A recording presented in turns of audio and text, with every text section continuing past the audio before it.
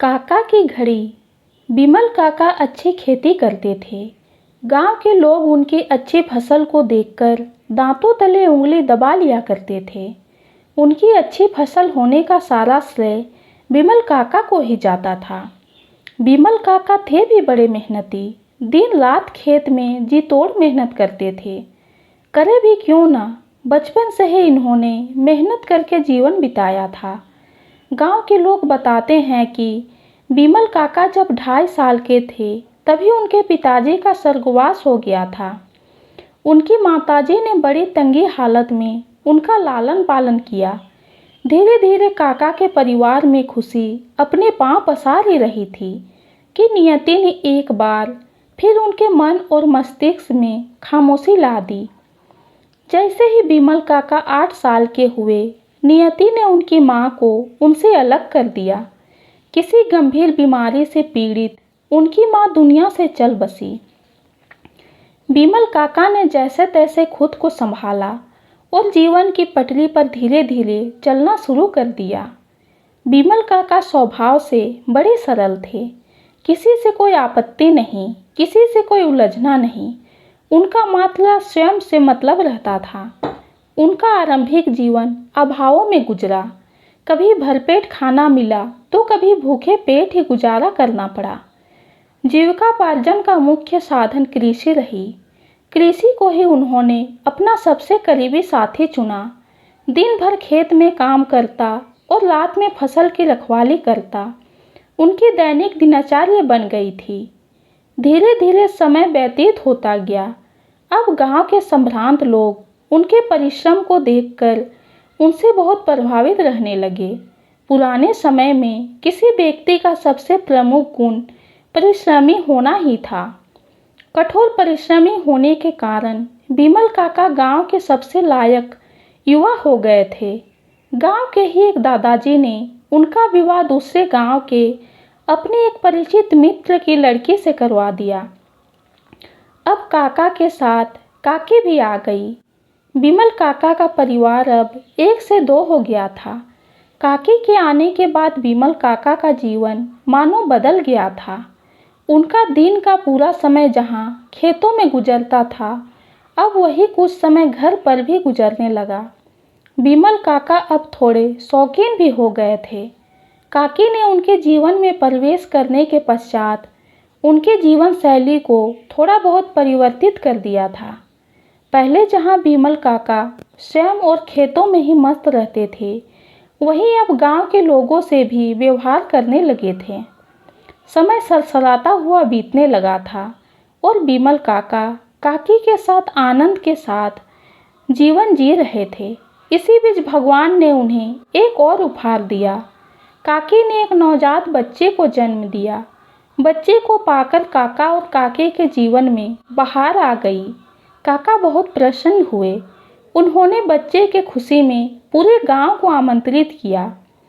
काका और काकी ने आए हुए सभी लोगों का विधिवत सत्कार किया।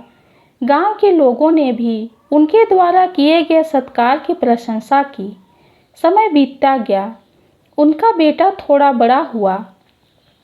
बेटा पढ़ने में तो बहुत अच्छा नहीं था, लेकिन बिमल काका की भांति बहुत परिश्रमी था। वह काका के कृषि कार्य में सदा अपना हाथ बटाता रहता था, लेकिन खेती से ही सब कुछ नहीं हो सकता था। पढ़ाई में उनका मन न लगता हुआ देखकर बिमल काका ने शहर में काम कर रहे गांव के ही एक सज्जन से अपने बेटे को कहीं काम दिलवाने के लिए अनुरोध किया। सज्जन उसे स्वीकार करते हुए काका के बेटे को अपने साथ शहर लेकर चले गए। कुछ दिनों तक बिमल काका को बेटे के बिना रहना अखरने लगा, लेकिन उसके जीवन के विषय में विचार करके उन्होंने स्वयं को बहलाया फुसलाया। बिमल काका को बेटे के बिना अच्छा नहीं लग रहा था, लेकिन फिर भी वह स्वयं को समझाकर अपने दैनिक दिनचर्या में लग गए। धीरे धीरे समय ने उन्हें बहुत कुछ सिखा दिया। बचपन, तरुणाई, युवा अवस्था, किशोरावस्था इत्यादि सभी अवस्थाओं का काका ने विधिवत अनुभव कर लिया था। काका की उम्र भी अब ढल रही थी। ढलती उम्र में शरीर भी अपने भीतर कई सारी विकृतियां को जन्म देने लगी है। फलस्वरूप काका को भी समस्या आने लगी थी। बैठे बैठे सोची हुई बातों को भूल जाया करते थे। पहले जहाँ काका समय से खेत खलियान का काम करने में सबसे आगे थे, वहीं अब काका भूल जाते थे कि आज तो खेतों में सिंचाई करनी है। काका ने अपनी समस्या काकी को बताया। काकी ने काका की इस समस्या के समाधान के लिए विचार करना प्रारंभ कर दिया था। बहुत सोचने के बाद समस्या के निदान के लिए काकी ने यह बात अपने हम उम्र की महिलाओं से साझा करने का निर्णय लिया। सायंकालीन अपने महिला मित्रों की बैठक में काकी ने काका की समस्या को बताया। सब बड़े आश्चर्य में पड़ गए। सबने इसे बहुत बड़ी समस्या बताकर काकी को और अधिक चिंता में डाल दिया।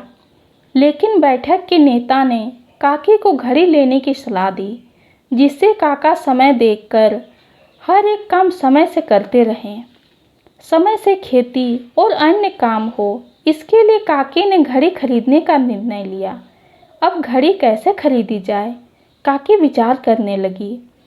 काकी ने इसके लिए शहर में रहने वाले अपने बेटे का स्मरण किया। काकी ने काका के लिए एक घड़ी लाने के लिए अपने शहरी बेटे को पत्र लिखा। उसमें काका के लिए आने वाली दिवाली में घड़ी लाने की इच्छा प्रकट की। समय एक गूढ़ रहस्य छोड़ता हुआ तेजी से निकल गया। अगले हफ्ते दिवाली थी। काका और काकी अपने इकलौते बेटे की प्रतीक्षा कर रहे थे। प्रतीक्षा बेटे के आने के साथ साथ उस घड़ी की भी थी। आखिर वह दिन आ ही गया जब उनका बेटा और अत्यंत आवश्यक घड़ी भी आ ही गई। काका और काकी ने बेटे का स्वागत किया। बेटे ने आते ही काका काकी को प्रणाम कर काकी के हाथों में चमचमाती घड़ी थमा दी। दिवाली के दिन पूजन के बाद काका द्वारा घड़ी धारण करने की योजना बनी। आखिर दिवाली का भी दिन आ ही गया। घड़ी का विधिवत पूजन हुआ। काका ने अंततः घड़ी धारण कर ही ली, वह भी एकदम चमचमाती घड़ी। अब जब बिमल काका गांव में घड़ी पहनकर निकलते तो लोग उसे देखकर फुसफुसाने लगते। सबकी दृष्टि घड़ी की ओर ही टिकती। बिमल काका भी घड़ी को पाकर फूले नहीं समा रहे थे। अब काका घड़ी को पहनकर बेहिचक सीना तान कर चलने लगे थे। कुछ दिनों तक घड़ी का जलवा बरकरार रहा। बिमल काका का गांव में सम्मान और बढ़ गया था। लेकिन बिमल काका की समस्या जस की तस बनी हुई थी। अभी भी वह अपना काम समय से नहीं कर पा रहे थे। एक बार फिर बिमल काका ने यह बात काकी को बताई। काकी ने फिर अपना दिमाग चलाना शुरू किया। अपने मन मस्तिष्क पर दबाव दिया, इधर उधर दौड़ाया, लेकिन बदले में कुछ नहीं मिला। अब काकी सोचने लगी कि घड़ी भी कुछ नहीं कर सकती। थक हार कर काकी ने इस समस्या को काका की लाइलाज बीमारी समझकर दिमाग से निकाल दिया और काकी और काका ने इस विषय पर सोचना बंद कर दिया। किसी के पूछने पर काका काकी का उत्तर होता कि भगवान के घर जाने के बाद ही इस समस्या से मुक्ति मिलेगी। अब उन्होंने घड़ी को फालतू करार देकर अपने मन को सांत्वना देना। ये कहानी आपको कैसी लगी कमेंट में ज़रूर बताइए। कहानी पसंद आई हो तो चैनल को लाइक और सब्सक्राइब कीजिए। कहानी सुनने के लिए आपका बहुत बहुत धन्यवाद।